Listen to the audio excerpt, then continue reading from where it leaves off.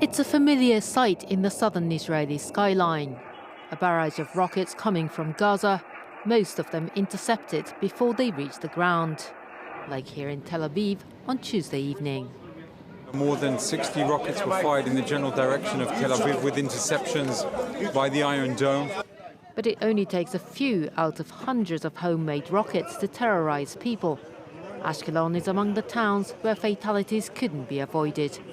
The house behind me was hit by a rocket overnight fired from Gaza by terrorists. Fortunately, more than 90% of rockets have been intercepted by the Iron Dome, but unfortunately, one got through.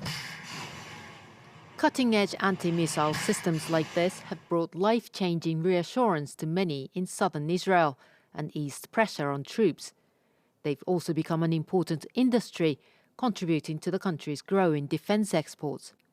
But critics say that rather than over-relying on the systems, the government should do more to address the root of the conflict through diplomacy.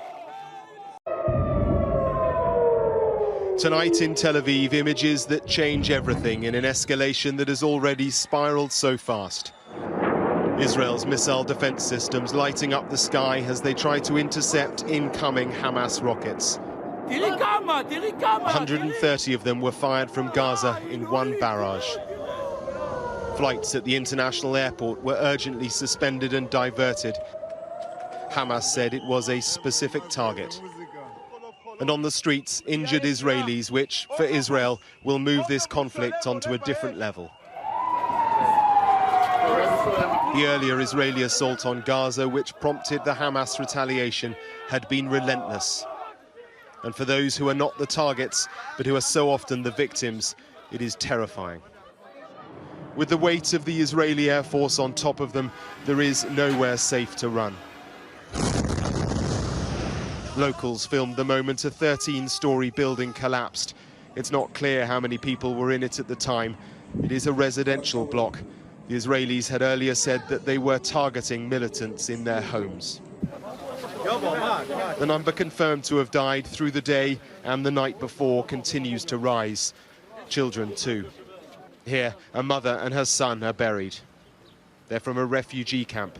Most in Gaza are refugees. And in one of the hospitals, agony and defiance.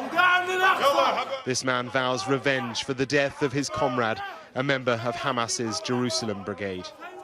On the Israeli side of the fence, which locks Gaza off, in the city of Ashkelon, the air raid sirens sounded through the day. In the skies, the trails of Israel's Iron Dome missile defense system. It shot down most of the Hamas rockets. The Israeli communities here are used to attacks from Gaza, but not this many in just a few hours. This is the third time it's happened since we've been here. You hear the wail of the sirens, and then moments later, sometimes the thud of the rockets as they come in. From Gaza, there have been scores of rockets over the course of the past few hours, most of them hitting here around this town. Whoa. A mile away, the home of an elderly lady and her carer. They both died, unable to get to the shelter in time. The Israeli Defense Forces spokesman was here, keen to show us what Israel faces from Hamas. No one can look at this and see anything other than a tragedy that has happened here. But the images that are coming out of Gaza are truly horrific. It seems that what Israel is doing in Gaza is totally disproportionate to what is happening here. I would beg to differ. I think that what we are doing are specific strikes against military targets inside Gaza that are part of the Hamas and the Islamic Jihad's military infrastructure. We watched the Iron Dome intercept some of them as they flew north. Let's go in, let's go in. Come on, Mohammed. Hamas claims to be the defender of the Palestinian cause, striking their occupier.